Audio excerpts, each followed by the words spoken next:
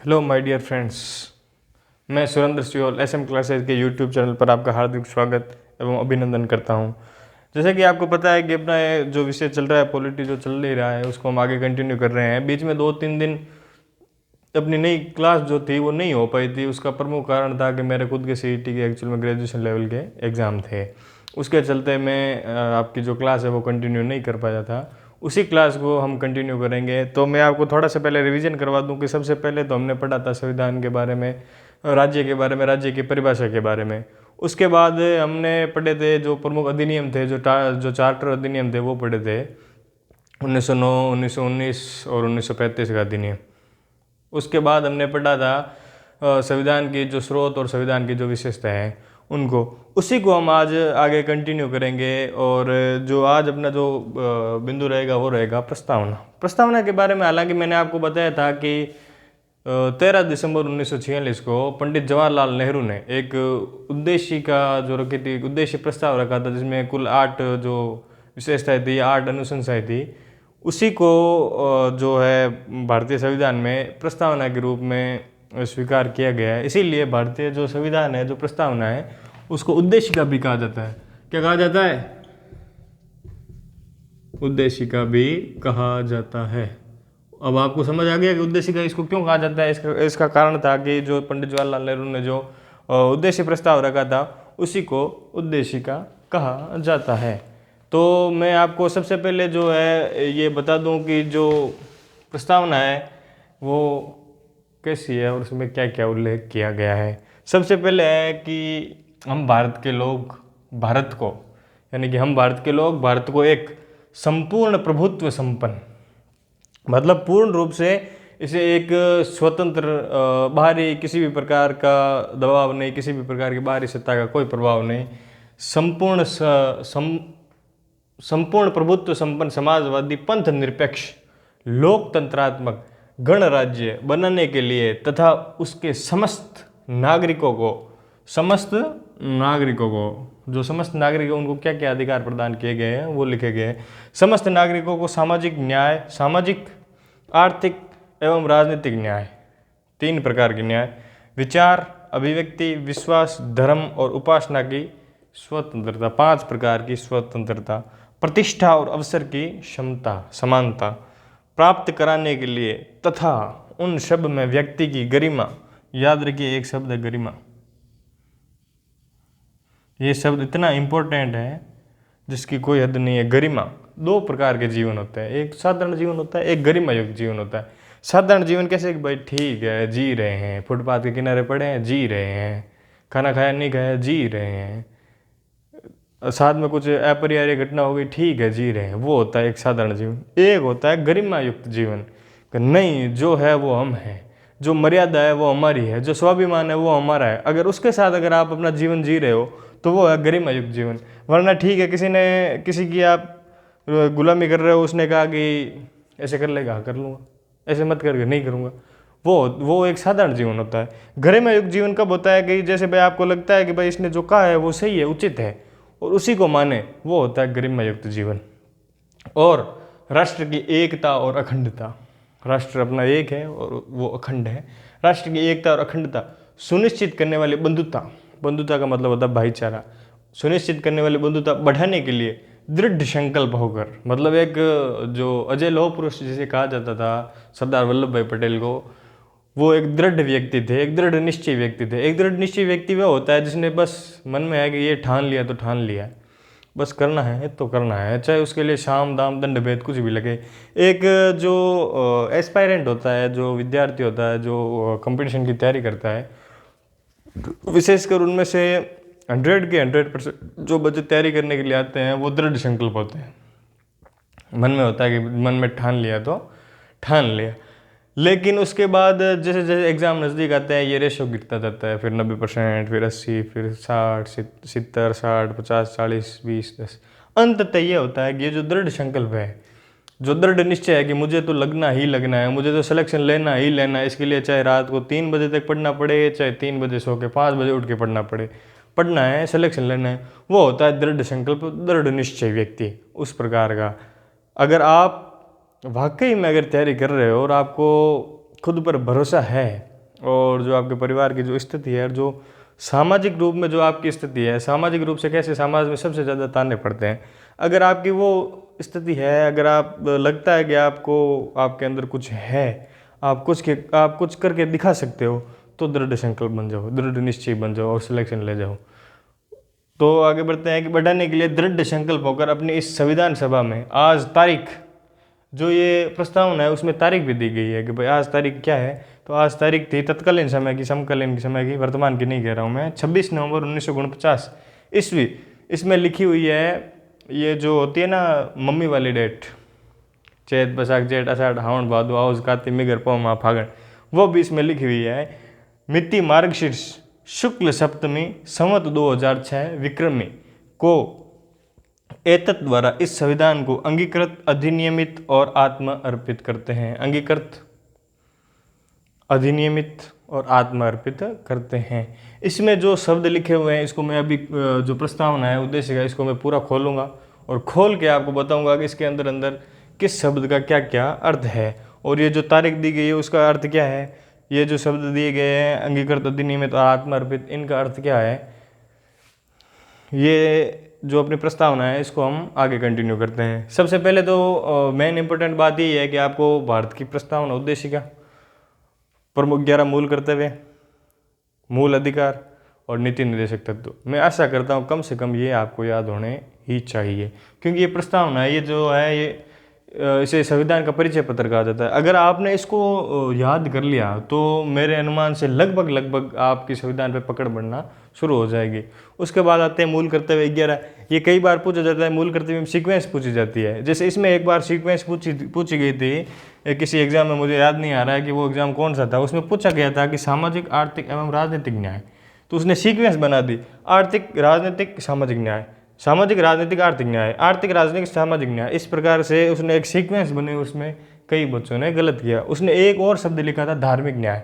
कई की उत्सुकता में होता है न्याय कितने हैं, सामाजिक न्याय, आर्थिक न्याय, धार्मिक न्याय, राजनीतिक न्याय। धार्मिक न्याय का उल्लेख भारतीय संविधान में नहीं है। कोई होता है। उसके बाद आती है आपकी स्वतंत्रता। वैसे आप सभी स्वतंत्र हैं, क्योंकि अगर आप स्वतंत्र नहीं होते तो आप आज इस वक्त ये जो वीडियो वो नहीं देख पा रहे होते।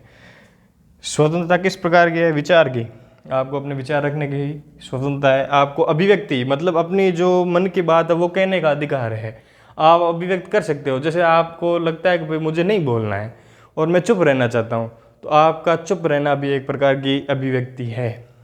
विश्वास करना आपकी स्वतंत्रता है कि अगर आप भगवान पर विश्वास करते हो, किसी दोस्त पे विश्वास करते हो, या किसी फैमिली मेम्बर पे, किसी रिलेटिव पे अगर आप विश्वास करते हो तो वो एक प्रकार की स्वतंत्रता है। उसके बाद धर्म की है स्वतंत्रता है, और उपासना की, आप किस देवता की उपासना करते हो, किसकी पूजा करते हो, वो आपकी जो है वो निजी स्वतंत्रता है।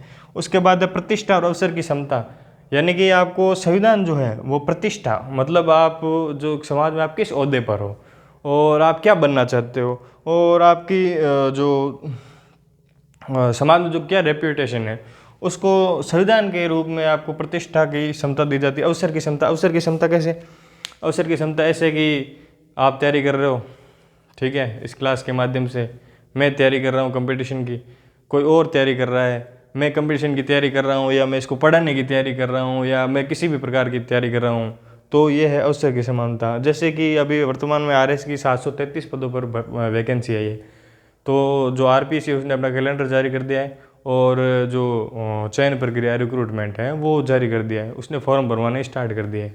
उसमें 21 वर्ष से अधिक आयु का कोई भी व्यक्ति जिसके पास ग्रेजुएशन की डिग्री है, ठीक है, 3 वर्षीय ग्रेजुएशन डिग्री या उसके समकक्ष जो डिग्री है, कोई भी व्यक्ति किसी भी जाति का, किसी भी धर्म का, किसी भी समाज का, किसी भी स्टेट का, किसी भी डिस्ट्रिक्ट का, किसी भी ब्लॉक का, कोई भी व्यक्ति जो एज लिमिट है, जो एज ग्रुप है उसके अंतर्गत आता है, वो फॉर्म भर सकता है। यहाँ तक कि जो पीएच होल्डर्स है, जो विकलांगता की श्रेणी में आते हैं, उनको भी समानता का अधिकार है। यदि कोई विकलांग है, पैर से ऐसे चल रहा है, ठीक है, वो भी आरएस का फॉर्म भर सकता है, और अगर उसने मेहनत की तो वो आरएस लग भी सकता है।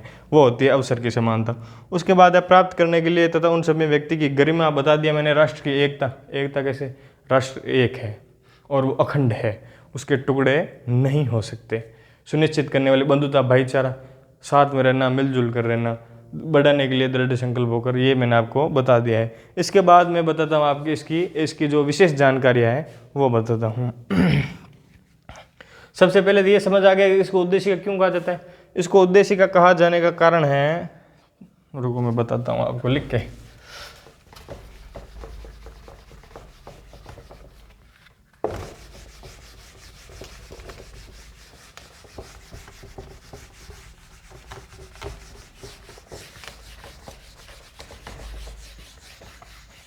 तेरह दिसंबर 1946 को संविधान सभा की कौन सी बैठक हुई थी?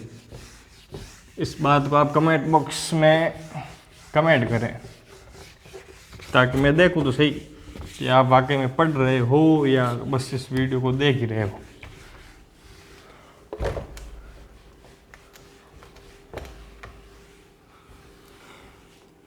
अब सबसे पहले तो बात आती है कि इसको उद्देशिका कहा जाता है। अगर आप नोट्स बना रहे हो तो नोट्स भी बना सकते हो।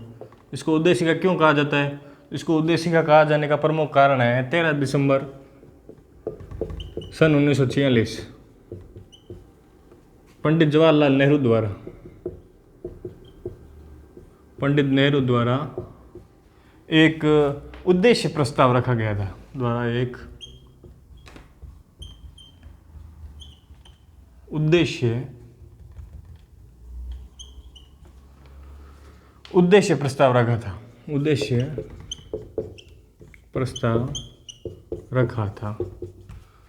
उसी उद्देश्य प्रस्ताव के कारण इस जो प्रस्तावना है इसको उद्देशिका कहा जाता है। उसके बाद है कि प्रस्तावना जो है उसको संविधान सभा ने कब स्वीकार किया, इसे कब लागू किया गया और इसे कब संविधान में शामिल किया गया।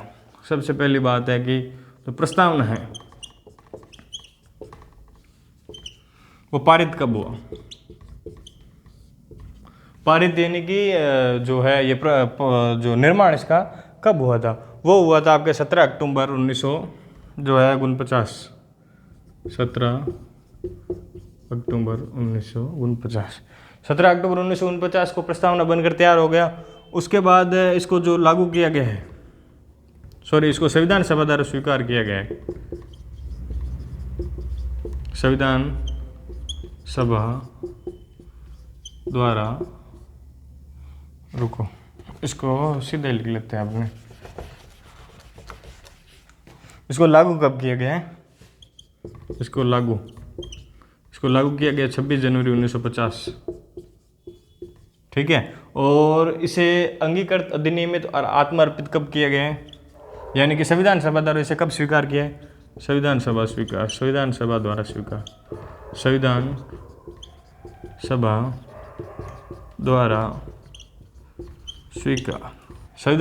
इसे स्वीकार किया गया था 26 नवंबर 1949। ठीक है। इसमें 3 प्रमुख डेट है। प्रस्तावना सबसे पहले पारित कब हुआ? 17 अक्टूबर 1949 को। प्रस्तावना को संविधान सभा द्वारा स्वीकार कब किया गया? तो 26 नवंबर 1949 को। प्रस्तावना लागू कब हुआ? 26 जनवरी 1950 को। इससे एक बात और स्पष्ट होती है, क्या कि जो भारतीय संविधान का सबसे अंत में जोड़ा गया, संविधान सभा द्वारा सबसे अंत में जोड़ा गया प्रावधान है, यानी कि संविधान में सबसे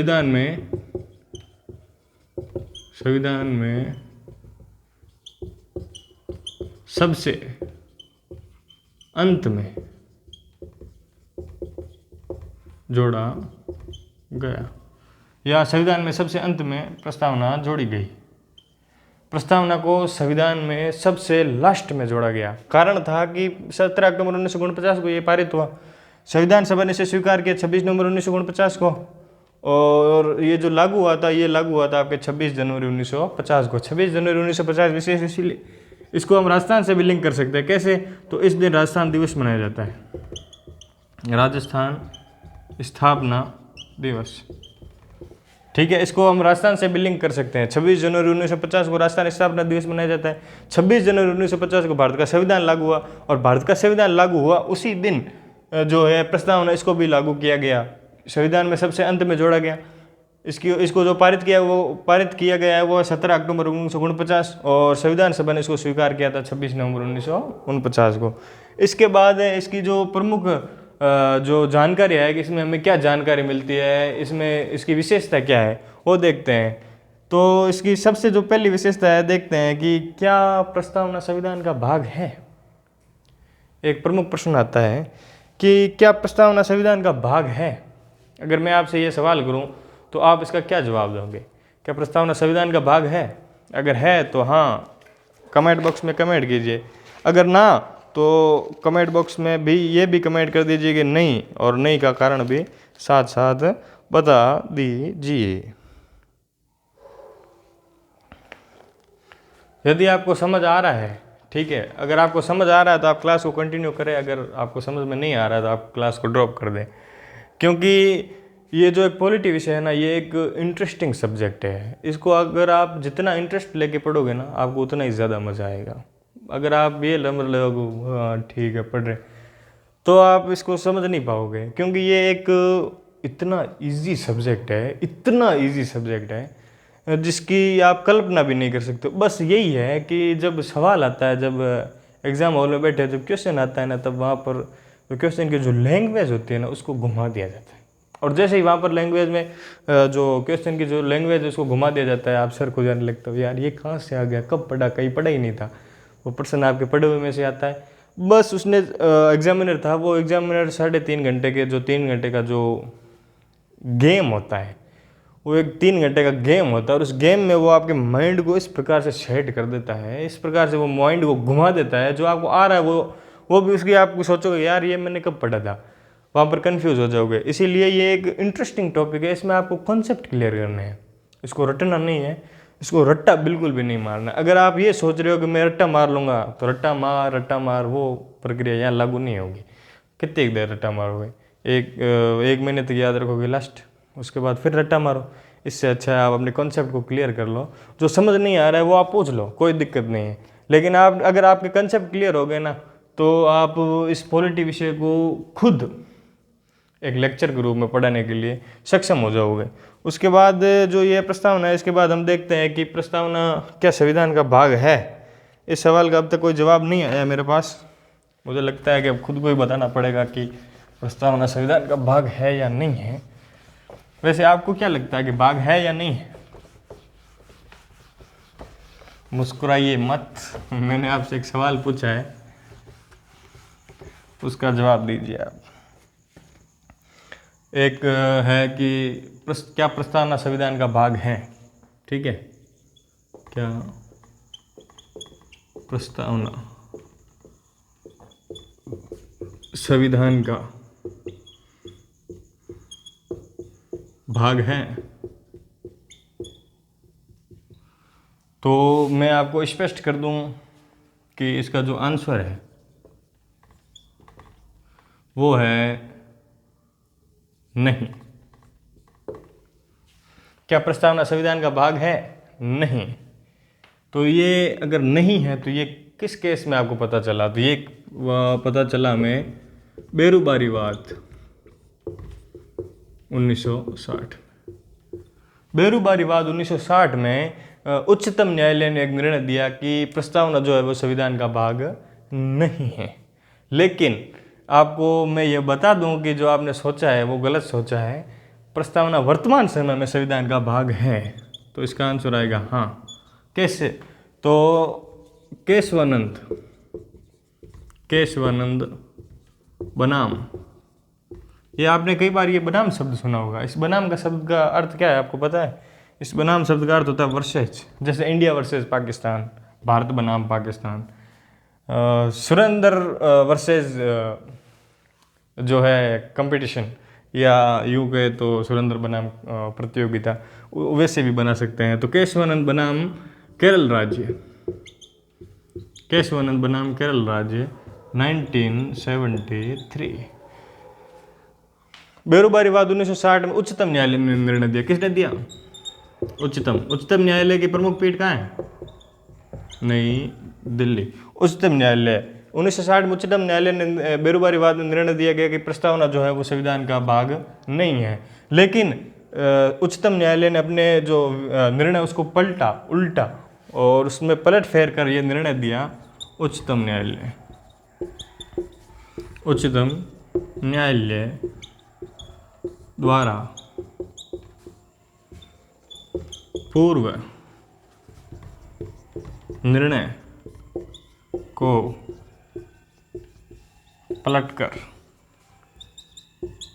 इसे यानी प्रस्तावना को इसे संविधान का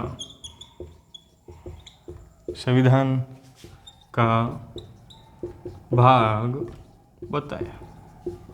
अब आपको समझ आया कि जो ये है इसका भाग है कि नहीं है। तो ये जो है वो संविधान का प्रस्तावना संविधान का भाग है। प्रस्तावना किसका भाग है? प्रस्तावना संविधान का भाग है। उसके बाद जो सबसे जो मेन इम्पोर्टेंट है बात यह है कि प्रस्तावना संविधान का अगर भाग है तो क्या इसमें संविधान में संशोधन किया जा सकता है?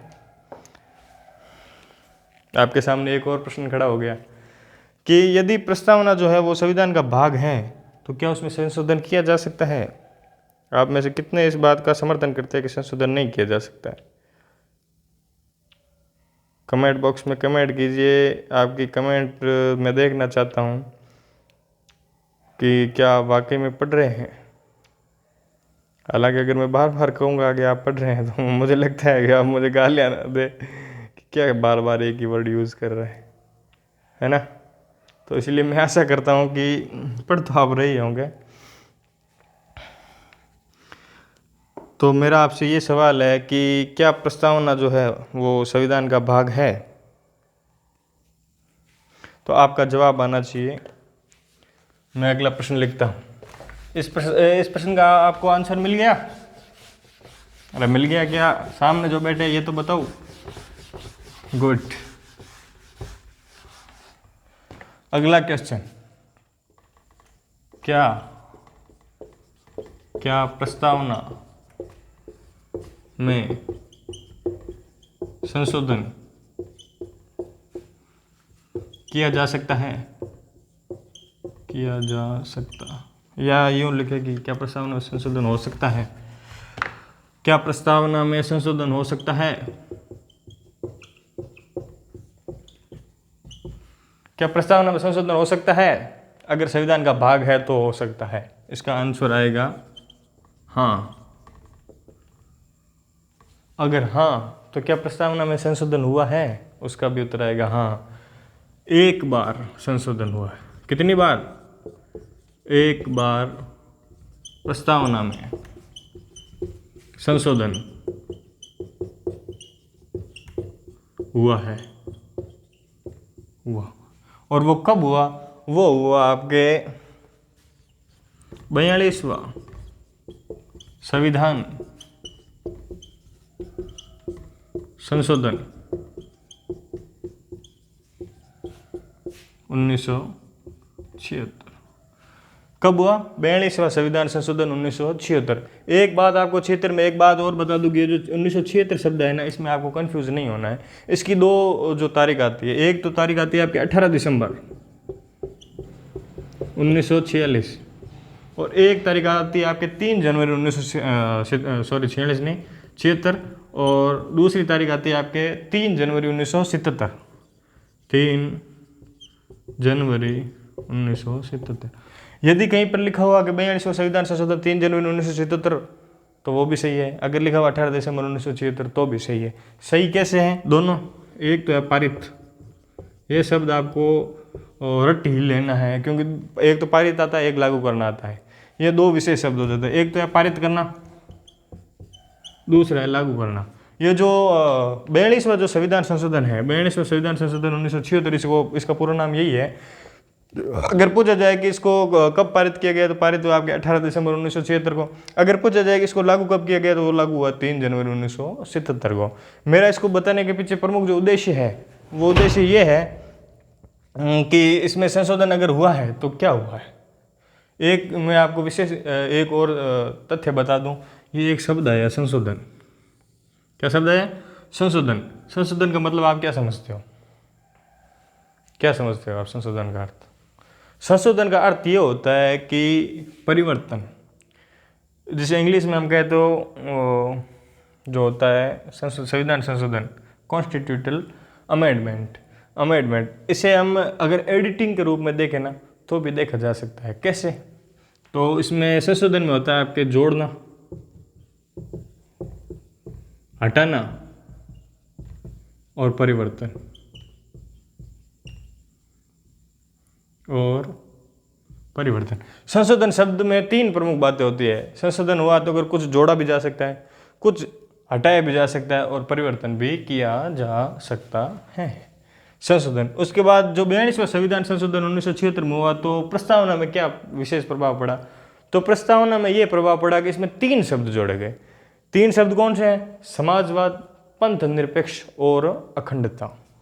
3 शब्द जोड़े गए, 3 शब्द जोड़े गए। कौन कौन से 3 शब्द जोड़े गए? शब्द नंबर 1 समाजवाद, नंबर 2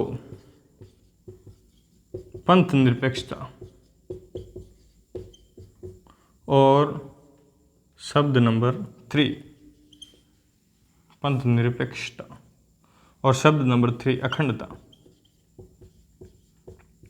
कई बार लिखा होता है समाजवाद, पंथ निरपेक्ष और अखंडता।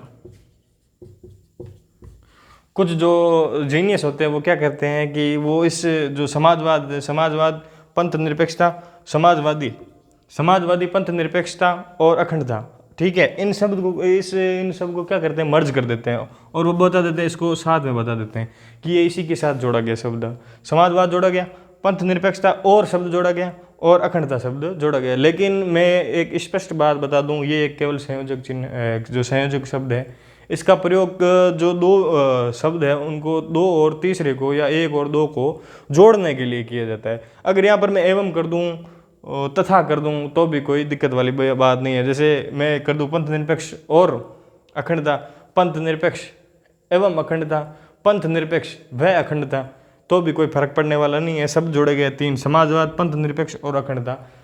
आप धैर्य बनाए रखें, मैं आपको इन तीनों शब्दों का अर्थ भी इसी क्लास के अंदर समझाऊंगा। ये हो गए आपके 3 शब्द प्रमुख रूप से कि भाई क्या प्रस्तावना संविधान का भाग है? तो हाँ है। अगर है तो क्या उसमें संशोधन हो सकता है? हाँ हो सकता है। अगर हो सकता है तो क्या संविधान में संशोधन, प्रस्तावना में संशोधन हुआ है? हाँ हुआ है। तो हुआ कब है? तो ये हुआ आपके 18 दिसंबर 1976 को, जो 42वां संविधान संशोधन पारित हुआ, जो 3 जनवरी 1977 को लागू हुआ, उसके तहत। अगर हुआ तो क्या हुआ? तो हुआ तो ये हुआ कि इसमें 3 शब्द जोड़े गए। कौन कौन से? समाजवाद, पंथ निरपेक्षता और अखंडता। ये आपको समझ आ गया। इसके बाद हम चलते हैं आगे। 3 शब्द आपने जोड़ दिए, आपको ये भी पता चल गया कि भाई संविधान का भाग है, आपको ये भी पता चल गया कि क्या क्या क्या संशोधन हो सकता है, अगर हो सकता है तो क्या वो हुआ है, अगर हुआ है तो क्या हुआ है, और क्या क्या जोड़ा गया है, ये मैंने आपको बता दिए। इसके बाद 3 शब्द आए थे अपने, अंगीकृत, अधिनियमित और आत्म अर्पित। नंबर 1 अंगीकृत, दूसरा आया था आपके अधिनियमित,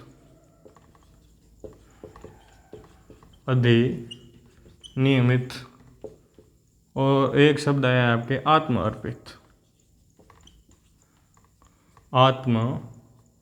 अर्पित। ये बना है आपका आत्मा धन अर्पित से, यानी कि आत्मा अर्पित यानी स्वयं को सौंपना। अब सबसे पहले अंगीकृत, एडोक। आप में से कई जो अंग्रेज हैं, जो विशेष रूप से जो इंग्लिश की तैयारी करते हैं या इंग्लिश बैकग्राउंड से आते हैं, उनको जो है ये शब्द विशेष रूप से कंफ्यूज करेगा। कारण ये है कि उन्होंने ना तो कभी इस शब्द को सुना है, ना इस शब्द के बारे में कभी रिसर्च की है, क्योंकि वो जब स्टार्टिंग से जो स्कूली शिक्षा है वो भी उनके इंग्लिश मीडियम में हुई है। उसके बाद उन्होंने पढ़ाई भी इसी लेवल से की है और उन्होंने इंग्लिश को ही फॉलो किया है। इसीलिए मैं आपको साथ साथ इंग्लिश वर्ड भी बता रहा हूँ ताकि आपको समझने में कोई दिक्कत ना हो। सबसे पहले आपके अंगीकृत, एडॉप्ट यानी स्वीकार करना कि हम प्रस्तावना को एडॉप्ट करते हैं। एडॉप्ट यानी स्वीकार करना कि भाई हमने इस जो प्रस्तावना है उसको एडॉप्ट कर लिया। एडॉप्ट करने के बाद आता है आपके जो है वो है क्या बोलते हैं, आत्मार्पित। आत्मार्पित का मतलब होता है गिव्स टू अवर सेल्फ, और एक शब्द आता है आपके अधिनियमित, जिसका मतलब होता है एनेक्ट। अधिनियमित का मतलब होता है एनेक्ट। और आत्मार्पित का मतलब होता है gives to our self, gives to our self. अब अधिनियमित कैसे, एनेक्ट कैसे, स्वीकार कर लिया। अधिनियमित का मतलब होता है इसको एक कानून के रूप में इसको स्वीकार करना, अर्थात लागू करना, लागू करना, अंगीकृत, स्वीकार करना, अधिनियमित, एनेक्ट, लागू करना। और उसके बाद आता है आपके आत्मा अर्पित, गिव्स टू अवर सेल्फ, यानी कि स्वयं को सौंपना, स्वयं को सौंपना, सौंपना। प्रस्तावना को स्वीकार किया गया, प्रस्तावना को लागू किया गया, और जो संविधान है उसको स्वयं को सौंपा गया कि हम भारत की जनता है और इसको हम अपने ऊपर लागू करते हैं और इसको हम स्वयं को सौंपते हैं कि भाई अब ये संविधान हमारा है, इसकी जिम्मेदारी हमारी है। इसके जो प्रमुख जो कायदे कानून है उसको हम एकदम अपने निष्ठापूर्वक अपनी इच्छा अनुसार स्वीकार करते हैं और इसको लागू भी करते हैं। उसके बाद 42वां संविधान संशोधन हो गया। इसमें अब आपको विशेष बात ये पता करनी है कि ये जो संविधान हमने पढ़ा है, स्वयं को सौंपना, किसको सौंपना, जनता को। इससे एक बात स्पष्ट होती है, क्या? नंबर 1, संविधान का स्रोत, संविधान का स्रोत। अब ये बात स्पष्ट हो गई कि संविधान का स्रोत कौन है। तो संविधान का स्रोत है आपके जनता। कौन है संविधान का स्रोत? संविधान का स्रोत है आपके जनता। कौन है? जनता। और जनता द्वारा ही शासन किया जाता है। ठीक है। इसके बाद हमने प्रमुख जो टर्म्स है उसके बारे में जाना। उसके बाद मैं आपको एक छोटी सी जानकारी दे दूं कि इस जो है प्रस्तावना, प्रस्तावना की विशेष बात यह है कि प्रस्तावना की जो प्रथम पंक्ति है वो कहाँ से ली गई है, और जो इसका प्रस्तावना का जो प्रारूप है वो कहाँ से लिए गए हैं। ये दोनों बातें मैं आपको पूर्व की क्लास में बता चुका हूँ, और आप मुझे बताइए कि इसकी ये जो दोनों जो मैंने क्वेश्चन पूछे हैं इनके आंसर क्या है। नंबर 1, प्रस्तावना की प्रथम पंक्ति, प्रस्तावना की प्रथम पंक्ति कहाँ से ली गई है। नंबर 2, प्रस्तावना का प्रारूप कहाँ से लिया गया है। और विशेष बात यह है कि इसमें भारत शब्द का प्रयोग किया गया है। तो वो कितनी बार किया गया है? तो भारत शब्द का प्रयोग, भारत शब्द का प्रयोग। तो ये है प्रस्तावना की प्रथम पंक्ति, वो ली गई आपकी यूएसए से, अमेरिका से। हम भारत के लोग, भारत को एक संपूर्ण प्रभुत्व है संपन्न। उसके बाद है प्रस्तावना का प्रारूप कहाँ से लिया गया है, ये भी मैंने बताया था, ऑस्ट्रेलिया से। कहाँ से लिया गया है? ऑस्ट्रेलिया से। और भारत शब्द का प्रयोग कितनी बार किया गया है? अभी मुझे लगता है कि आप प्रस्तावना को वापस रिवाइज करने वाले हैं या कर रहे हैं कि भारत शब्द का प्रयोग कितनी बार किया गया है। तो 2 बार। 2 बार कैसे? तो इसमें कहा गया कि हम भारत के लोग, भारत के लोग, उसके बाद है ये अल्प विराम, भारत के लोग भारत को एक संपूर्ण प्रभुत्व संपन्न समाजवादी गणतंत्रात्मक राज्य। तो इसमें ये शब्द लिया गया भारत 1 बार, भारत 2 बार। इसको आप ध्यान से पढ़ लेना, इसमें भारत शब्द का उल्लेख 2 बार किया गया है। ठीक है। उसके बाद इसकी प्रथम पंक्ति यूएसए से ली गई, वहाँ पर लिखा हुआ है कि ये इसकी जो प्रथम पंक्ति है वो है कि we the people of India. ये जो है ये यहाँ से ली गई है, यूएसए से। उसके बाद इसका प्रारूप ऑस्ट्रेलिया से लिया गया और भारत शब्द का प्रयोग 2 बार किया गया है। अब आपको मैं बताता हूँ कि इसका जो है संविधान है, प्रस्तावना से विशेष जो संविधान का जो स्वरूप है वो पता चलता है। प्रस्तावना का स्वरूप कैसा है? तो प्रस्तावना का स्वरूप ऐसा है कि जो है संविधान का स्वरूप वो है, सबसे पहले तो है संप्रभु। कैसा है? संप्रभु। आपके आता है कि संविधान का स्रोत आ गया।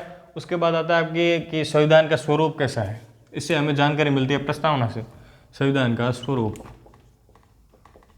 संविधान का स्वरूप।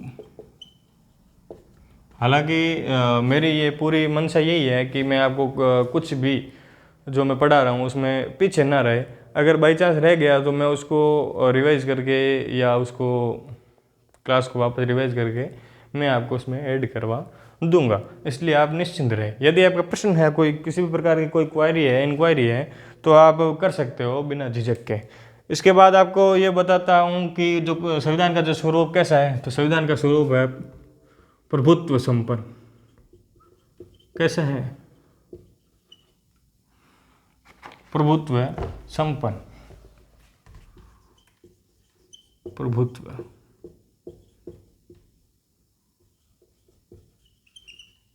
प्रभुत्व संपन्न। प्रभुत्व संपन्न कैसे? कि इस पर किसी भी प्रकार का कोई भी बाहरी जो है वो अधिकार किसी का नहीं है, संप्रभु राष्ट्र है। उसके बाद दूसरा आता है आपके कि एक समाजवादी है। कैसा है? समाजवादी। तीसरा जो संविधान का स्वरूप है वो है लोकतंत्रात्मक। लोकतंत्रात्मक। लोकतंत्रात्मक। उसके बाद संविधान कैसा है? पंथ निरपेक्ष।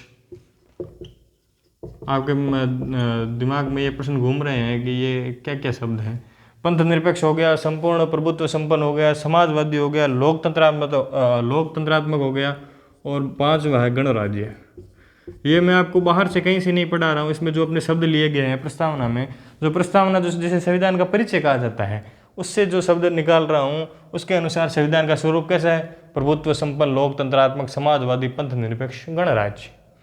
ठीक है, ये तो हो गए अपने जो संविधान जो स्वरूप है वो। अब ये बताता हूँ कि इसके संविधान के उद्देश्य क्या है। संविधान के उद्देश्य।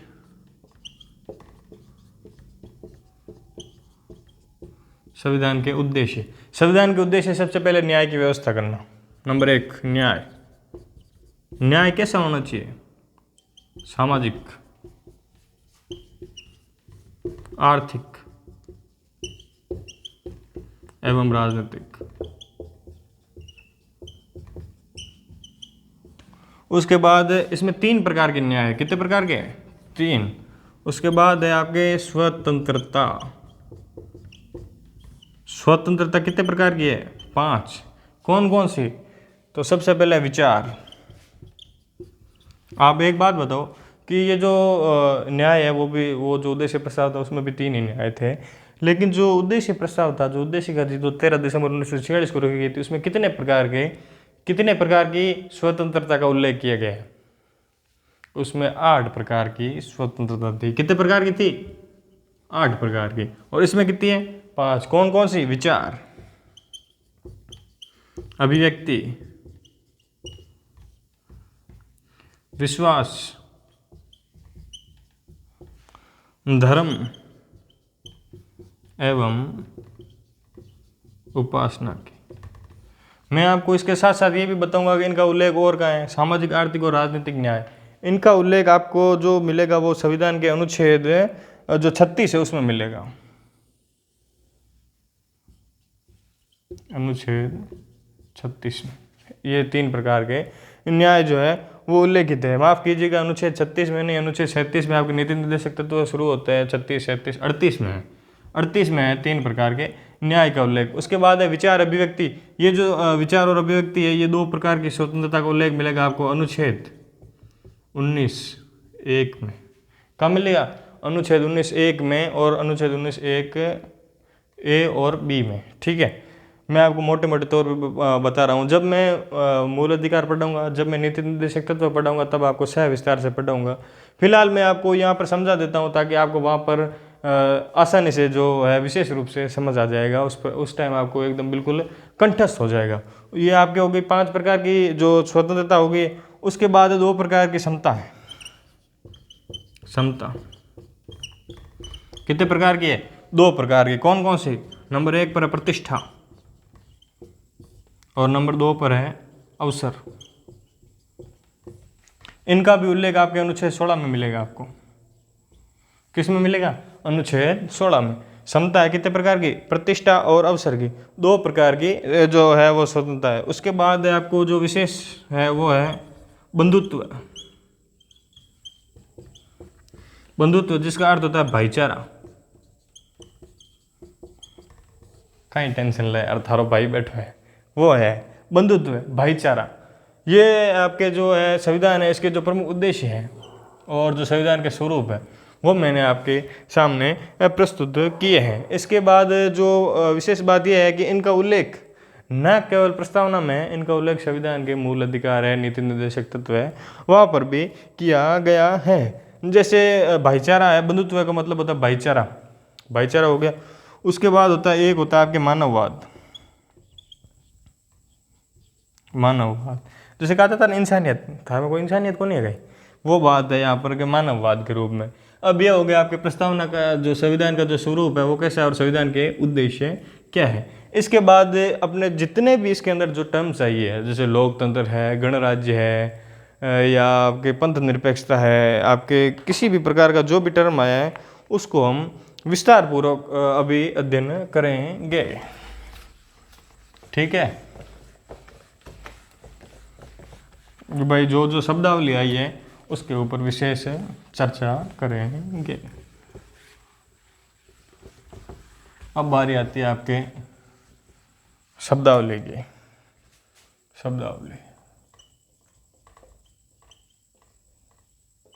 शब्दावली नंबर 1 पर है लोकतंत्र, है ना, लोकतंत्रात्मक।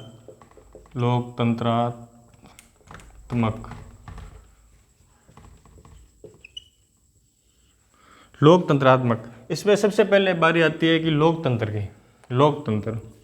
लोकतंत्र किसे कहते हैं, मैंने आपको एक बार बताया था, मैं आपको वापस रिवाइज करवा रहा हूँ कि जनता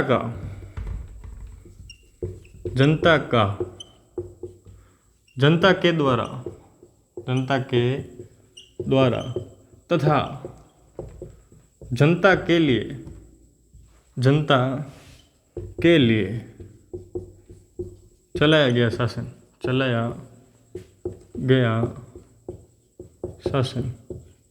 क्या कहलाता है, लोकतंत्र।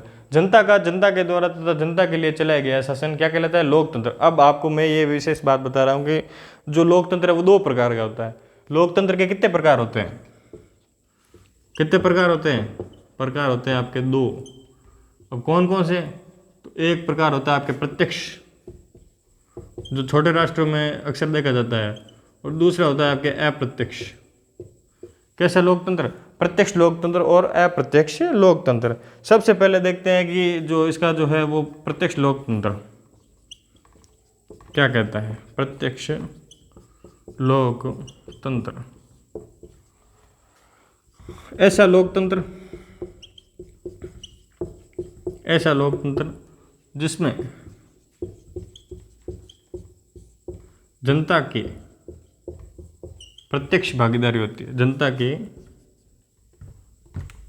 प्रत्यक्ष भागीदारी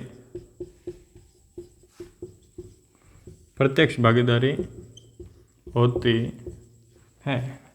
प्रत्यक्ष भागीदारी कैसे, कि भाई जो भी निर्णय लेना है वो डायरेक्ट फेस टू फेस जनता लेगी, ना तो इसमें जनता के चुने हुए व्यक्ति जाते हैं और ना ही इसमें जनता का कोई प्रतिनिधित्व करता है। इसमें जनता स्वयं जाती है कि भाई ये ऐसे होना चाहिए। उसमें भी प्रत्यक्ष लोकतंत्र के भी विशेष रूप से 4 भाग हैं। कितने भाग हैं, 4। अब प्रत्यक्ष लोकतंत्र में जो है उसके जो 4 भाग हैं उसमें सबसे पहला भाग है आपके रेफरेंडम।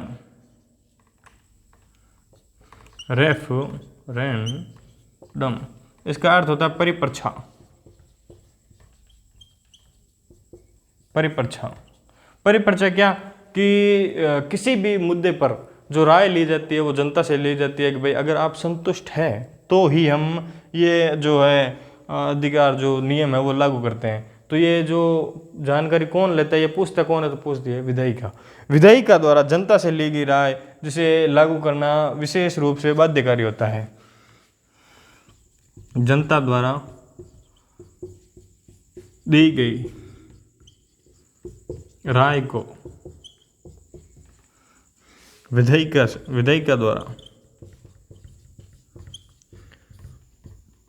विधायिका द्वारा बाध्यकारी रूप में, बाध्यकारी रूप में लागू करना या लागू किया जाता है। जनता द्वारा दी गई राय को विधायिका द्वारा बाध्यकारी रूप से लागू करना। बाध्यकारी रूप से लागू करना क्या कहलाता है? रेफरेंडम, परिपरीक्षा। यहाँ पर एक शब्द है बाध्यकारी। बाध्यकारी अनिवार्य रूप से करना ही पड़ेगा, नहीं करोगे तो जाओगेगा। और विशेषकर किन मामलों में? तो विशेषकर विदेशी मामलों में, विशेषकर विदेशी मामलों में, विशेषकर विदेशी मामलों में। अब मैं ये जो प्रत्यक्ष लोकतंत्र है इसके प्रमुख जो 4 भाग है वो मैं आपको बताते जा रहा हूँ, और आप मुझे बताना कि जो अपना भारत है, जो अपना इंडिया है, जो राष्ट्र है, इसमें किस किस जो शब्द है उसको, या जो प्रत्यक्ष लोकतंत्र का कौन सा उदाहरण है या प्रत्यक्ष लोकतंत्र सभी भारत में लागू है या नहीं है। ठीक है, आपको ये साथ साथ ये याद रखना है कि जब तक ये स्लाइड चलेगी तब तक आपको याद रखना है कि भाई जो है रेफरेंडम में क्या है, जो प्ले बिट्स है उसमें क्या है, रिकॉल में क्या है, मतलब राइट टू रिकॉल में क्या है, इनिशिएशन में क्या है, ये आपको याद रखना है। और मैं जब यहाँ पर प्रत्यक्ष लोकतंत्र के जो 4 भाग है, एक तो मैंने बता दिया है, 3 और भाग है, वो 4 भाग जैसे कंप्लीट करो आपका जो है वो मैसेज छोड़ जाना चाहिए वहाँ से कि भारत में कौन सी जो प्रत्यक्ष लोकतंत्र की प्रणाली है या नहीं है, ये भी आपको लिखना है। उसके बाद है प्लेबिसाइट यानी जनमत संग्रह, एक हो गया। उसके बाद इसका दूसरा भाग है प्लेबिसाइट, ये हो गया आपके रेफरेंडम, बी हो गया आपके प्लेबिसाइट,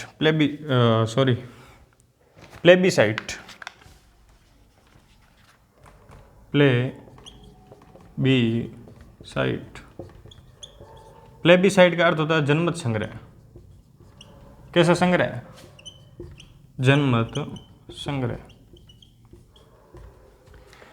जनता से प्राप्त राय या जो जनता से जो प्राप्त राय है उसको मानना इसमें बाध्यकारी नहीं होता है। विशेषकर इसकी मैं आपको परिभाषा लिखाता हूँ कि लोकतंत्र के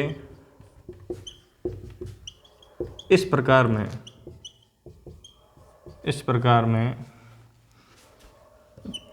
विधायिका द्वारा या सरकार द्वारा जनमत संग्रह करवाया जाता है। इस प्रकार में सरकार द्वारा वोटिंग करवाई जाती है, मतदान करवाया जाता है, मतदान या वोटिंग करवाई जाती है, वोटिंग करवाई जाती है। कि भाई कोई मामला है, मान लो कि भारत में जो CCC जो आया था, जो कोड है, जो CCC कोड है, जैसे उसको लागू करना है या नहीं करना है, उसके लिए जनमत संग्रह करवाना।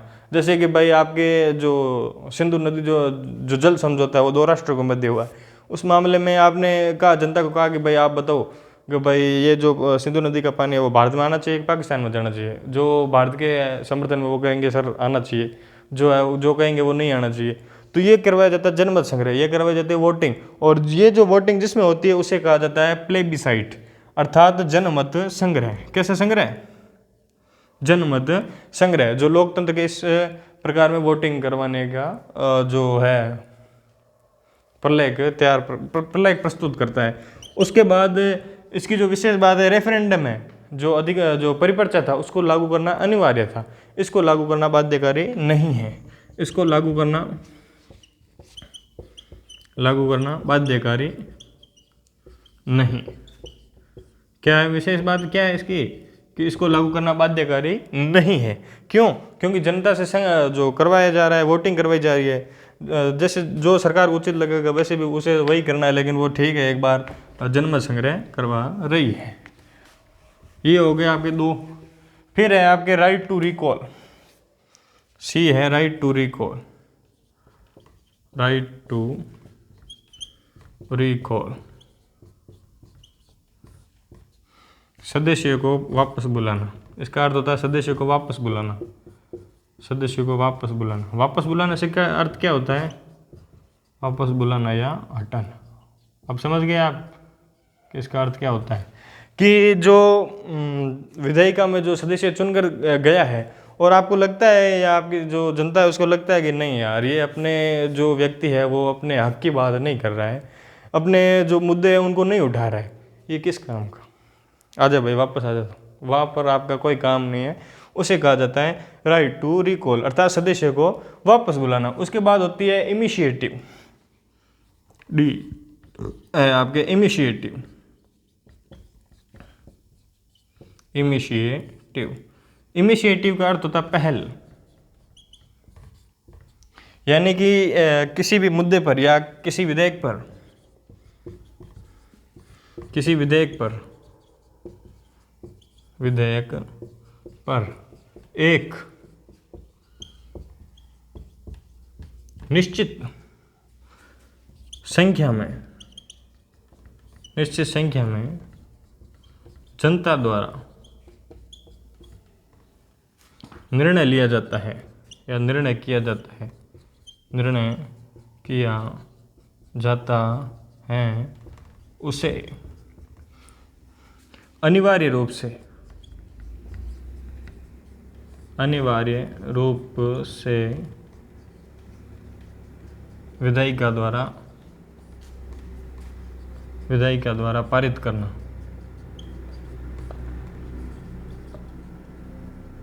विधायिका द्वारा पारित करना।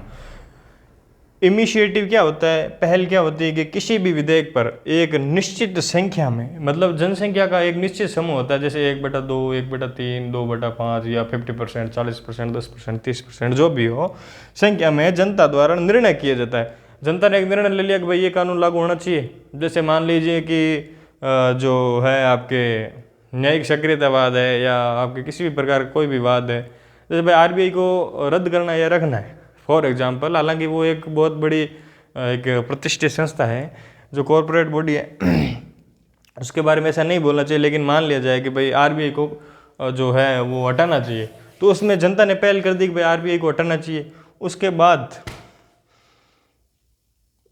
जो वहाँ की विधायिका होती है वो अनिवार्य रूप से जनता की पहल को आगे बढ़ाती है और जनता की पहल जो जनता के द्वारा जो निर्णय लिया गया है उसको विशेष रूप से लागू करती है। ये कहलाता है आपके इनिशिएटिव या पहल। अब आप बताइए कि भारत में इनमें से कौन सी व्यवस्था है? प्रत्यक्ष लोकतंत्र। समझ गए आप? समझ तो रहे हो ना? या फिर वही है, समझ रहे हो वीडियो वाला? आपके जो रील्स अक्सर घूमती रहती है वो वाला, वो मत करना है ना। उसके बाद आता है आपके अप्रत्यक्ष लोकतंत्र।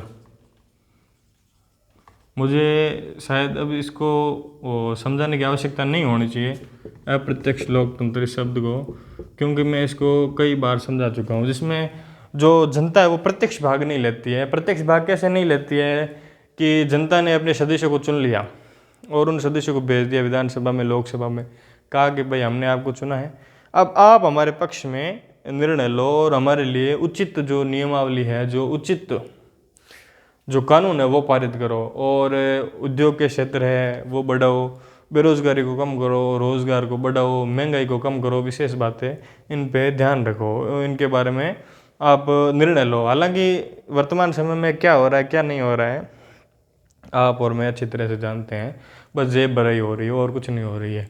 जो राजनेता, जो पॉलिटिशियन है विशेष अपवाद स्वरूप कुछ एक को छोड़कर जो खा नहीं रहे हैं, बाकी सब घर भर रहे हैं। जैसे एक आपको बताऊं कि एक बैंक होती है स्विस बैंक, शायद आपको ये नाम या तो पता होगा या नहीं होगा। एक बैंक होती है स्विस बैंक, और इस बैंक, ये जो स्विस बैंक है वो स्विट्जरलैंड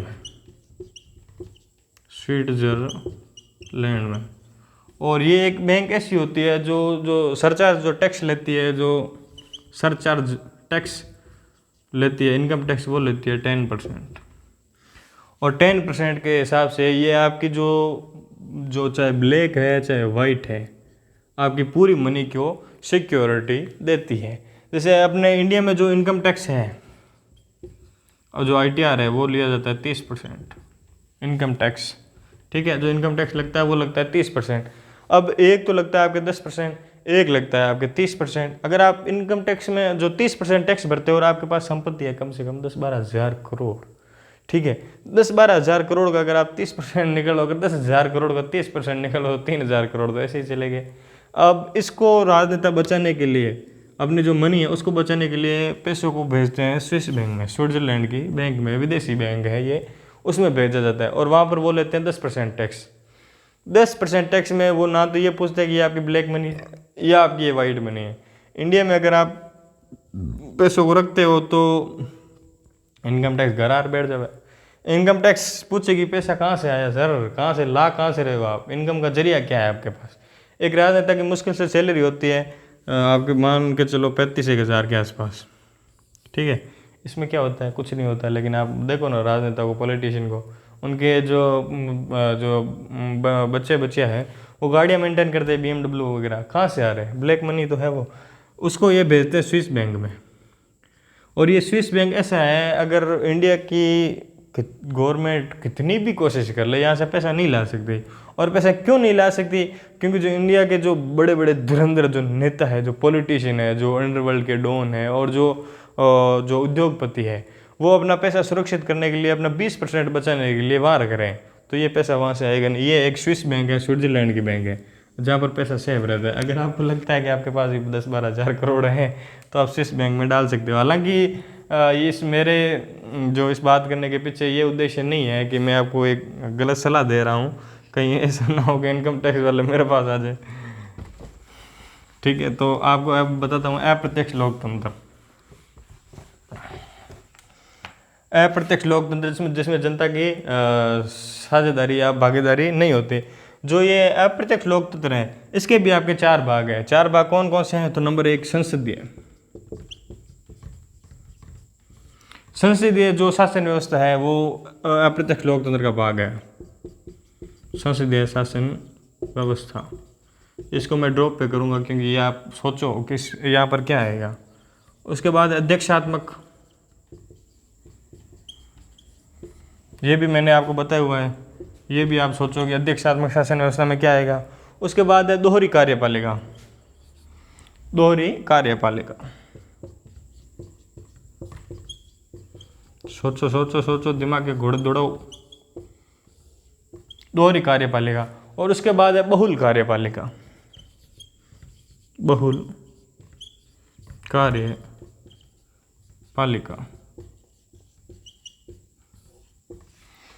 तो आपकी दोहरी कार्यपालिका है फ्रांस में।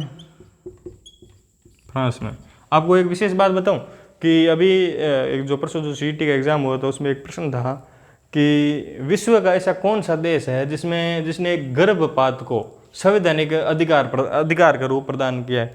गर्भपात कैसे, तो अक्सर जो देखा गया है, जो महिलाएं हैं, जो बच्चियां हैं, जो लड़कियां हैं, उनके साथ ये एक दुखद घटना है कि ये देखने को मिल रही है, क्योंकि कुछ असामाजिक तत्व हैं जो ऐसा कुकर्म करते हैं कि रेप कर दिया, और उस रेप करने के बाद उन बच्चियों की, जो लड़कियों की जो हालत होती है वो इतनी ख़राब हो जाती है कि ना तो वो समाज में जीने लायक बचते हैं और ना ही वो अपनी आंखों में अपने आप को ज़िंदा रख पाते हैं।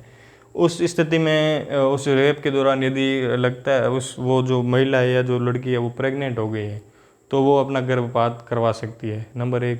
नंबर 2, अभी एक बहुत ही ज़्यादा ट्रेंड में है लिव इन रिलेशनशिप। जो कुछ लड़के होते हैं वो ये झांसा देते हैं कि भाई हम शादी करेंगे बाद में, और अभी लिव इन में रहते हैं, घर वालों से मान्यता ले लेंगे, अभी तो सरकारी नौकरी की तैयारी कर रहा हूँ, या अभी तो बिजनेस सेटअप कर रहा हूँ, या अभी तो स्टार्टिंग पोजीशन पे हूँ, जब अभी तो मैं कर्मचारी हूँ और जिस दिन मैं कंपनी में MO बन जाऊँगा, अभी मैं तैयारी कर रहा हूँ जिस दिन मैं सरकारी अधिकारी बन जाऊँगा, अभी मेरे पास सैलरी कुछ कम है, बाद में करेंगे, अभी पापा मान नहीं रहे हैं, थोड़े दिनों बाद करेंगे। ऐसी स्थिति में वो रहते हैं लिव इन में। और लिव इन के बाद जब लड़की प्रेग्नेंट हो जाती है तो उसके बाद लड़का फरार हो जाता है, गायब हो जाता है, मुंह ही नहीं दिखाता है। वैसी स्थिति में फ्रांस एकमात्र ऐसा देश है जिसने गर्भपात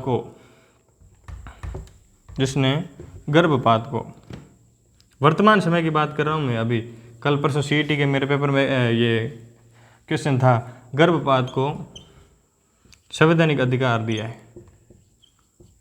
संवैधानिक अधिकार घोषित, संवैधानिक अधिकार है घोषित किया है। फिर आती है आपकी बहुल कार्यपालिका, ये आती है स्विट्जरलैंड में। स्विट्जरलैंड एक छोटा देश है जहाँ पर जनता की प्रत्यक्ष भागीदारी है, यहाँ पर जनता की क्या है, प्रत्यक्ष भागीदारी देखी जाती है। लेकिन ये दो जो बहुल कार्यपालिका उसके आधार पर उसमें अप्रत्यक्ष लोकतंत्र भी है। उसके बाद आती है आपकी अध्यक्षात्मक शासन प्रणाली, तो ये आपका एकमात्र देश है, वो है ये यूनाइटेड स्टेट ऑफ अमेरिका। उसके बाद संसदीय शासन व्यवस्था, संसदीय शासन व्यवस्था आपके भारत में अभी तक कुछ जो स्टूडेंट थे वो कन्फ्यूजन में थे कि भारत में प्रत्यक्ष करें या अप्रत्यक्ष करें। मैंने पहले इतना बता दिया था कि अप्रत्यक्ष ही है। और भारत में अप्रत्यक्ष शासन व्यवस्था कहाँ से आई, अप्रत्यक्ष शासन व्यवस्था आई आपके ब्रिटेन से, इसलिए इसमें ब्रिटेन भी शामिल हो गया है। ठीक है, ये हो गई आपके जो लोकतंत्र है उसके बारे में।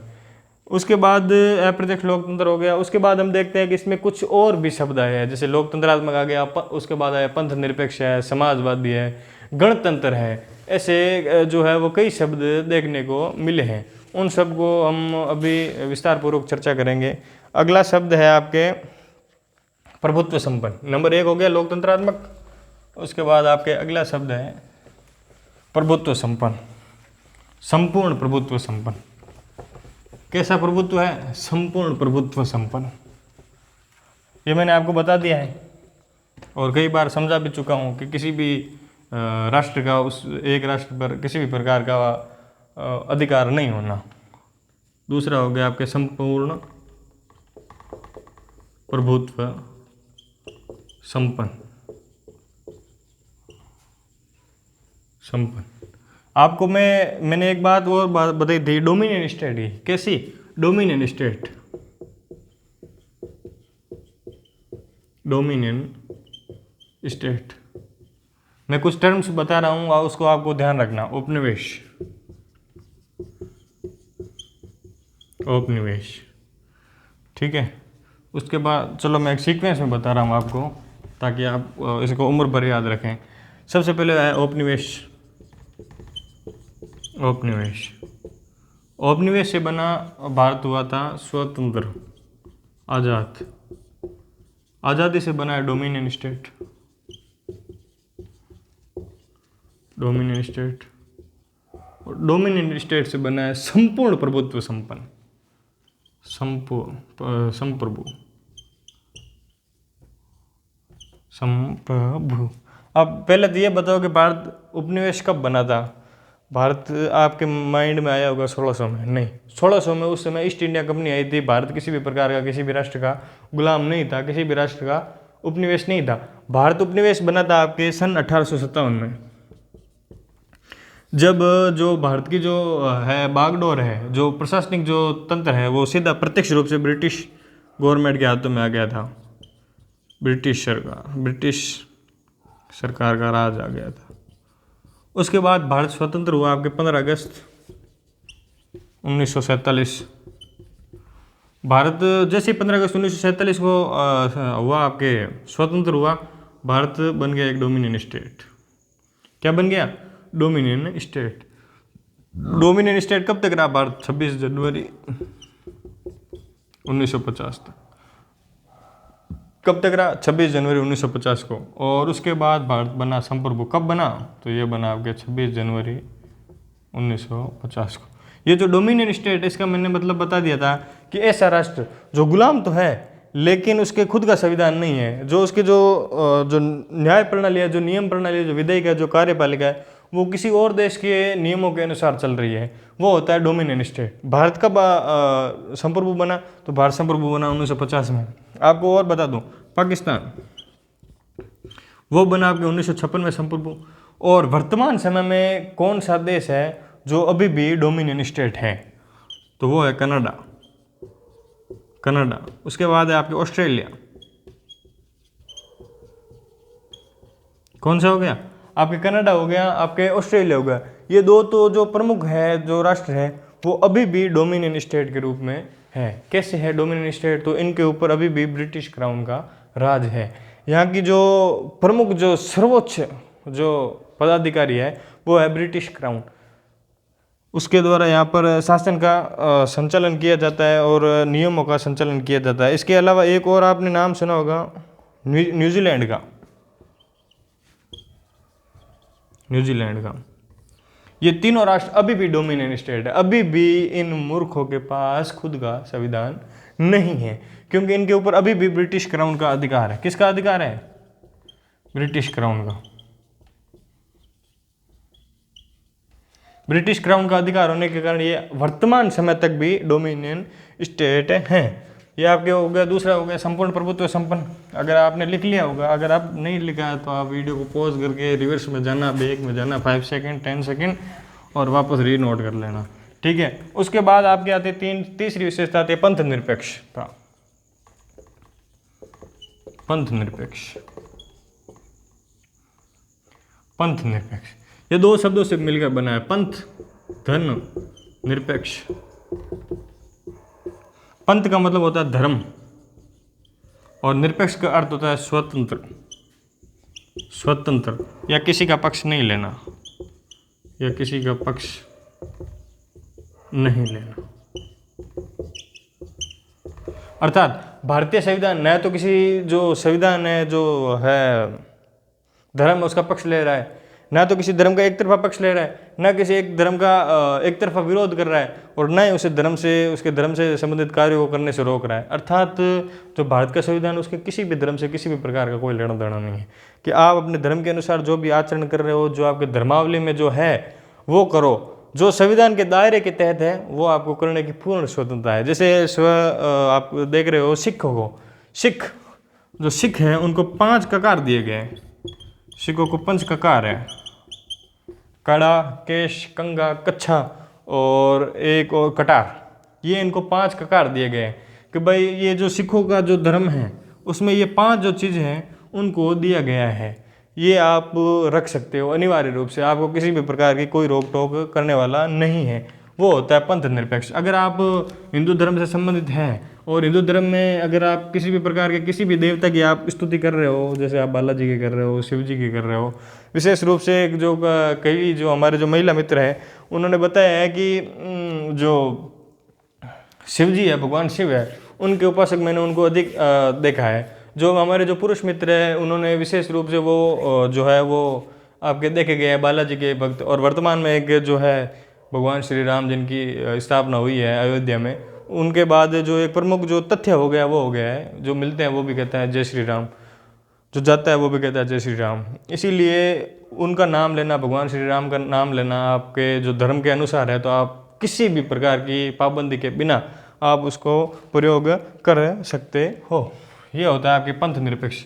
ना तो किसी का पक्ष लेना और ना ही किसी का विरोध करना। अगर पंथ निरपेक्ष लिखा है तो इसका मतलब ये नहीं है कि जो भारतीय संविधान है वो किसी धर्म का विरोध कर रहा है। उसके बाद लोकतंत्रात्मक हो गया। उसके बाद आपके आता है गणराज्य। गणराज्य, गणराज्य मैंने आपको बता दिया है कि गणराज्य में क्या होता है। जिस राष्ट्र का संवैधानिक प्रमुख, जिस राष्ट्र का संवैधानिक प्रमुख जनता द्वारा चुना जाता है गणराज्य कहलाता है। कैसे चुना जाता है? जो संवैधानिक जो प्रमुख है वो भारत का कौन है? वो है आपके राष्ट्रपति। कौन है? राष्ट्रपति। और राष्ट्रपति का चुनाव अप्रत्यक्ष रूप से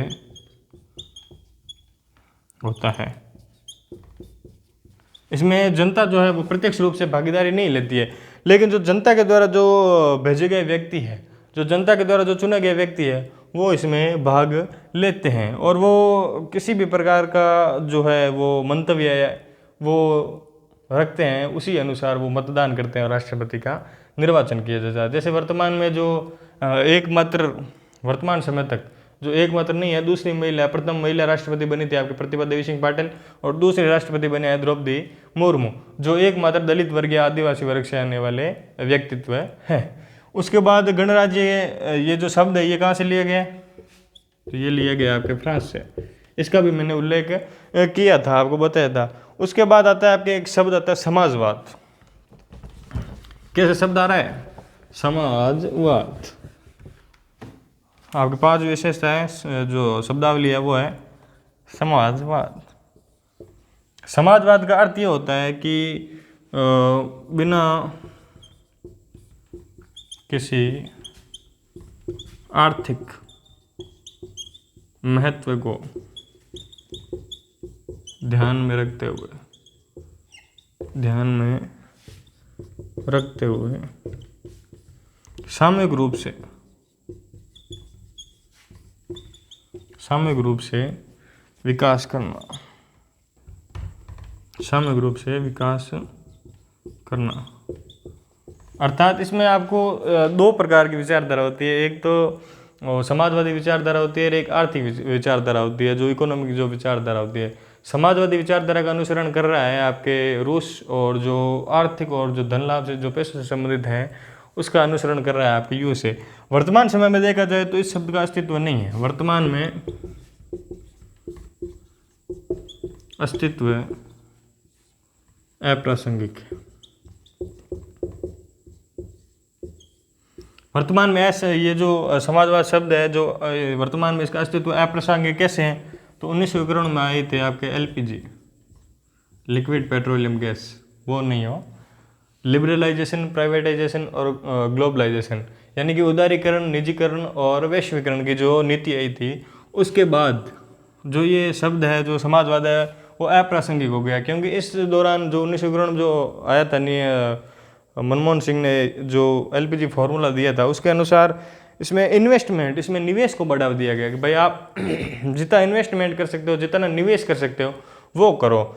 उसके बाद समाजवाद शब्द का जो विशेष रूप से जो अस्तित्व है वो इतना नहीं रहा है, जिसका कारण ये है कि भाई अगर आपके पास पैसा ही नहीं है तो आप समाज के बारे में, आप समाज के जो विकास है वो कैसे करोगे? जेब तो खाली है, ठीक है, ऊपर ठोके नीचे बोले, क्या कर लोगे आप? कुछ नहीं कर सकते हो आप। ये थे आपके प्रमुख जो इसमें जो शब्द आए थे वो। उसके बाद आपके आता है जो शब्दावली थी, मैंने बता दिया कि जो इसका प्रस्तावना का स्रोत आपके जनता है, अर्थात जो संविधान में जो सर्वोच्चता दी गई है वो जनता को दी गई है। फिर कितने प्रकार के न्याय है, कौन कौन से है वो बताए। 3 प्रकार के न्याय है, सामाजिक, आर्थिक और राजनीतिक न्याय, आर्थिक, सामाजिक और राजनीतिक न्याय। उसके बाद आते हैं आपके जो 5 प्रकार की स्वतंत्रता है, 2 प्रकार की समता है, जो बंधुत्व है, जो भाईचारा है, वो मैंने आपको बता दिया। उसके बाद हम इसके जो प्रमुख विशेष रूप से तथ्य देखें तो देखा जाता है कि प्रस्तावना एक संविधान का परिचय पत्र हो सकती है। कैसे? तो प्रस्तावना में न केवल जो महत्वपूर्ण बिंदु है वो दिए गए, बल्कि अगर इसको आप ध्यान से एनालिसिस करो, जो मैंने जो बताया आपको, अगर आप उसको जो पूर्ण रूप से अगर इसको आप समझने का प्रयास करो तो आपको लगभग पूरा संविधान समझ आ जाएगा कि भाई संविधान क्या कहना चाहता है। वो जो इसमें होने के कारण इसे जो उद्देशिका भी कहा गया, उद्देशिका कहा गया, और इसको संविधान सभा का परिचय पत्र, संविधान सभा का गहना, संविधान की आत्मा, कई शब्दों से इसको जो है नवाजा गया है। अब हम देखते हैं शब्दावली के बाद प्रमुख कथन, स्टेटमेंट। क्या देखते हैं? प्रमुख कथन। अगर आपको लगता है कि कोई आपके विचार से भी कथन हो सकता है तो आप ऐड कर सकते हो, आपको किसी भी प्रकार की कोई मनाही नहीं है, क्योंकि विचार में अभिव्यक्ति की स्वतंत्रता हमें भारतीय संविधान देता है। सबसे पहले देखते हैं कथन, किसका देखें? भीमराव अंबेडकर का देख ले। ये आपके देखते हैं भीमराव अंबेडकर ने तो जो एक विशेष बात ये बता दूं कि सामाजिक, ये आप नोटेड पॉइंट में लिख लेना, नोट करके, कि सामाजिक एवं आर्थिक न्याय का जनक किसे माना जाता है? माना जाता है भीमराव अंबेडकर को। सामाजिक एवं आर्थिक न्याय का जनक किसे माना जाता है? तो सामाजिक एवं आर्थिक न्याय का जनक माना जाता है भीमराव अंबेडकर को। किसे माना जाता है? भीमराव अंबेडकर को। उसके बाद जो प्रमुख कथन है वो देखते हैं। सबसे पहले देखते हैं ठाकुरदास भार्गव का।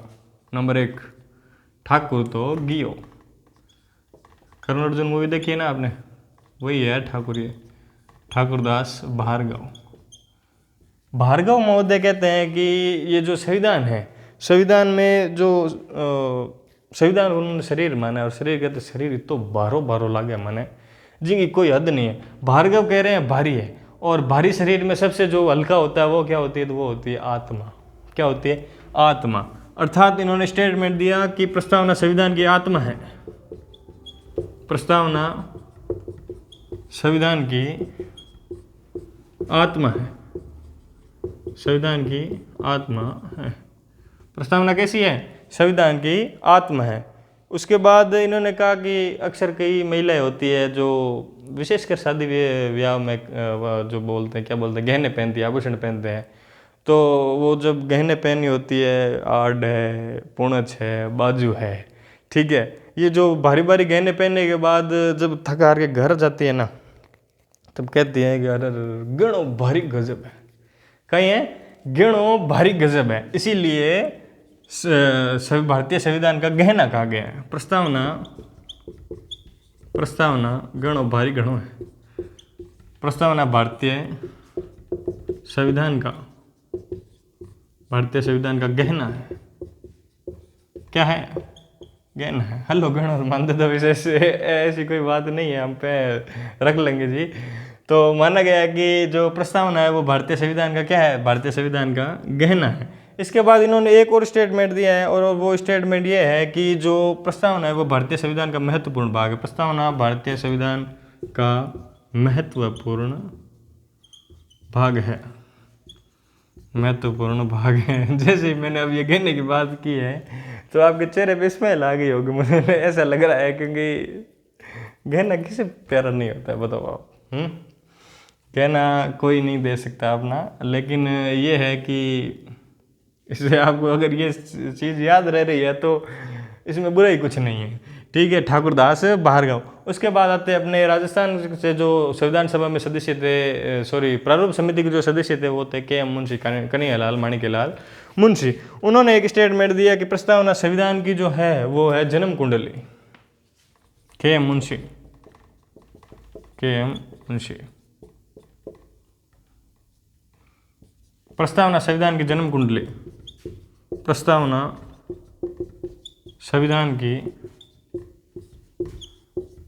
जन्म कुंडली,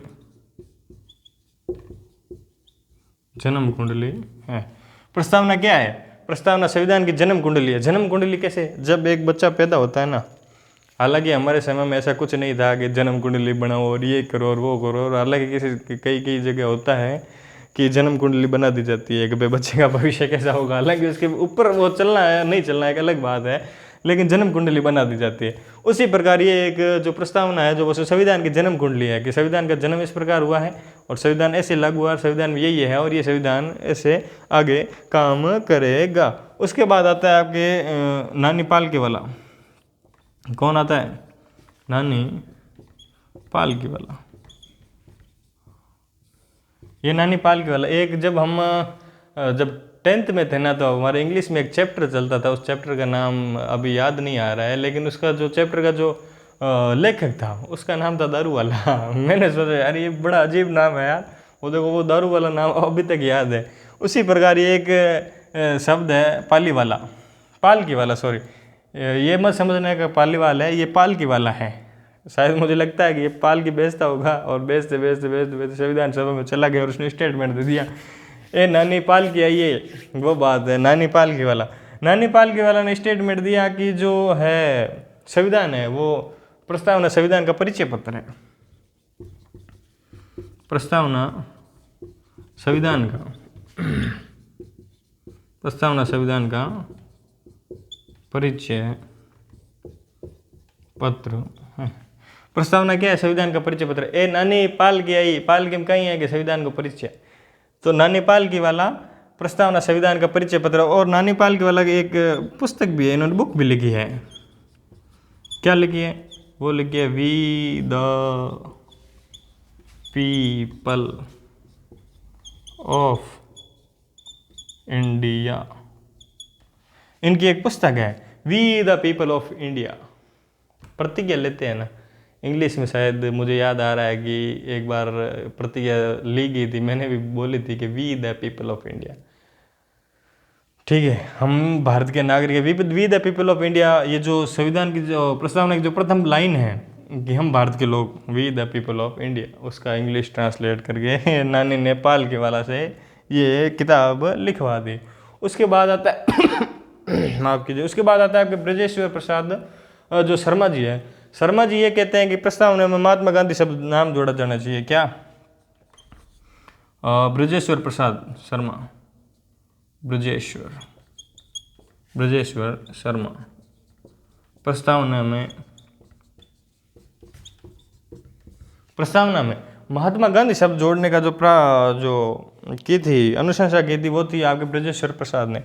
प्रस्तावना में देखो दो नाम है, एक तो आपके ब्रजेश्वर प्रसाद शर्मा है और एक नाम आपके शिवलाल सक्सेना, शिवलाल सक्सेना या शिवलाल सक्सेना, ये शिवलाल सक्सेना, शिवलाल सक्सेना,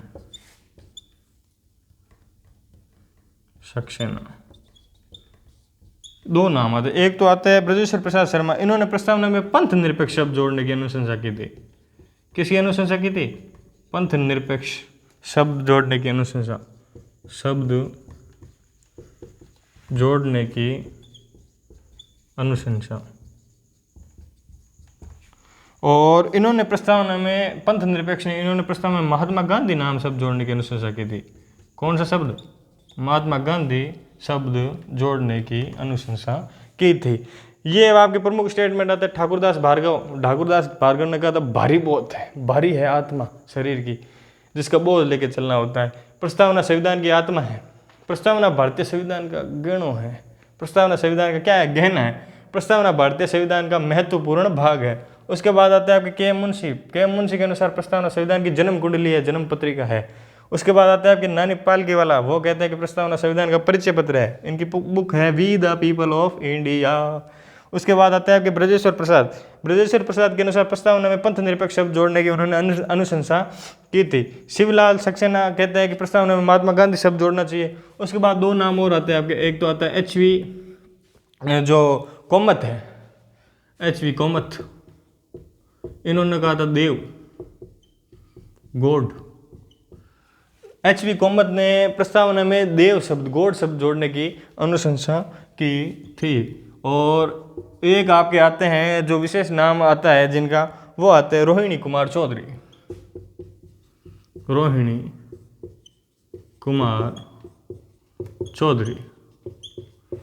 कुमार चौधरी ने कहा था देवी, गॉडेस, देवी नाम जोड़ने की अनुशंसा की थी। अब देखो स्टेटमेंट वैसे 1, 2, 3 और 4 विशेष है ठाकुरदास भार्गव का, ये आप याद रखना हो, ये विशेष है संविधान सभा की आत्मा वाला। विशेष क्यों है? क्योंकि ये बार बार आएगा, संविधान की आत्मा, मौलिक अधिकार की आत्मा, प्रस्तावना की आत्मा। अभी तो ये एक ही नाम आया ठाकुरदास भार्गव के अनुसार प्रस्तावना संविधान की आत्मा है, कोई कहेगा संविधान उपचारों का अधिकार संविधान की आत्मा है। एक और स्टेटमेंट और आएगा, 2-3 आत्माएं आएंगी, उसके बाद आपके पार पड़ेगा। और प्रश्न यहीं से बनता है। आपको लगता है कि भाई जहाँ आप कंफ्यूज हो रहे हो ना, आपको लगता है कि भाई अगर आप पढ़ रहे हो और आप तैयारी कर रहे हो, अगर आप फ्रेशर हो या फ्रेश हो, मतलब आपने तैयारी अभी स्टार्ट की है और आपको लगता है कि यहाँ से ये टिफिकल है और मुझे पढ़ने में थोड़ा अटपटा लग रहा है और यहाँ से प्रश्न नहीं आएगा, आप यकीन मानो प्रश्न वहीं से आएगा। क्यों? क्योंकि आपने उसको पढ़ा नहीं, इसीलिए वहाँ से आएगा। अगर जो जहाँ आपको लग रहा है कि ये टिफिकल है और अटपटा है और इसको समझने में दिक्कत हो रही है, समझ लेना प्रश्न वहीं से आएगा। कुछ ऐसे जो प्रोनाउंसिएशन होते हैं, जैसे कुछ शब्द होते हैं, उनका मैं नहीं कह सकता, लेकिन जो फैक्ट होता है, जो कुछ जहाँ से प्रश्न बनने की उम्मीद होती है और प्रश्न बनने की उम्मीद के बावजूद आपको लग रहा है कि मेरे समझ से बाहर है, सॉलिड है, प्रश्न वहीं से बनेगा। ये तो हुए आपके प्रमुख कथन। उसके बाद जो है संविधान में एक और कथन आता है और वो आता है आपके जो प्रमुख नाम आता है वो आता है सुभाष कश्यप का। और ये सुभाष कश्यप का स्टेटमेंट काफ़ी प्रचलित है। सुभाष कश्यप ने जो है 3-4 शब्दों का उल्लेख किया है। आप ये भी ध्यान रखें कि जो सामाजिक और आर्थिक न्याय का जनक किसे कहा जाता है? कोई तुक्का ठोक के आए हैं सरदार वल्लभ भाई पटेल को, जबकि सरदार वल्लभ भाई पटेल नहीं है, भीमराव अंबेडकर है। उसके बाद एक और स्टेटमेंट आता है, वो आता है सुभाष कश्यप का। किसका?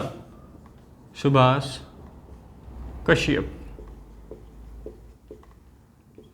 सुभाष कश्यप का स्टेटमेंट आता है कि संविधान यदि शरीर है तो प्रस्तावना उसकी आत्मा। ध्यान रखना हो, यह आत्मा फिर से आ गई है। संविधान अभी यही है, ये आत्मा वान नहीं है, ये नो टेंशन। संविधान यदि प्रस्तावना है, सॉरी, संविधान यदि शरीर है, संविधान यदि शरीर है, शरीर है तो प्रस्तावना उसकी आत्मा, प्रस्तावना उसकी आत्मा। एवं संविधान यदि और प्रस्तावना यदि आधारशिला है तो संविधान उस पर खड़ी अट्टालिका। एवं प्रस्तावना यदि आधारशिला है, आधारशिला है तो संविधान उस पर खड़ी एक अट्टालिका। यानी कि संविधान यदि शरीर है तो प्रस्तावना उसकी आत्मा है। अगर प्रस्तावना संविधान यदि शरीर है तो प्रस्तावना उसकी आत्मा, प्रस्तावना यदि आधारशिला है तो संविधान उस पर खड़ी है एक अट्टालिका। यानी कि आप मान लो कि प्रस्तावना के बिना संविधान अधूरा है, संविधान के बिना प्रस्तावना अधूरी है। ये आपके कथन होते हैं पूरे, और इसी के साथ अपना जो टॉपिक है प्रस्तावना वो होता है पूर्ण। यदि आपको किसी भी प्रकार का कोई टॉपिक समझ नहीं आया है तो आप SM क्लासेस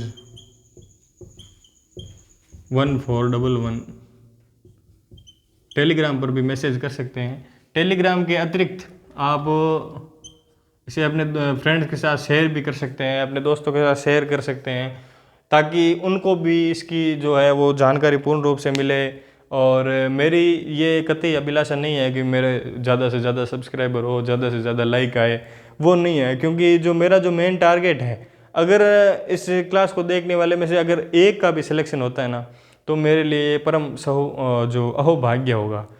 मैं केवल, मेरे पढ़ाने का उद्देश्य यही है कि जो बड़ी बड़ी कोचिंगों में जितना इन्वेस्टमेंट हो रहा है, जैसे 2.5 लाख रुपए खर्चा हो रहा है, तो मुझे लगता है कि जो मेरे पास है, जो मैंने पढ़ा है, जो मैंने समझा है, वो मैं आप तक पहुंचा दूं। और आप उसको कितना ग्रहण कर पाते हो ये आपके ऊपर डिपेंड करता है। क्योंकि मैं अपनी तरफ से 100% दे रहा हूं। अगर बीच बात में अगर कुछ छूट भी रहा है तो मैं आपको विद गारंटी कहता हूं कि जो अगर आपके टॉपिक छूटेगा ना, उसको मैं वापस अगली क्लास में रिवाइज करवा दूंगा। इसी के साथ मैं लेता हूं आपसे विदाई। धन्यवाद। SM क्लासेस की YouTube चैनल पर आपका कल की क्लास में अभिनंदन करने के लिए मैं इसी समय यहीं पर मौजूद रहूँगा। अभी के लिए फ़िलहाल चलता हूँ। धन्यवाद। जय हिंद।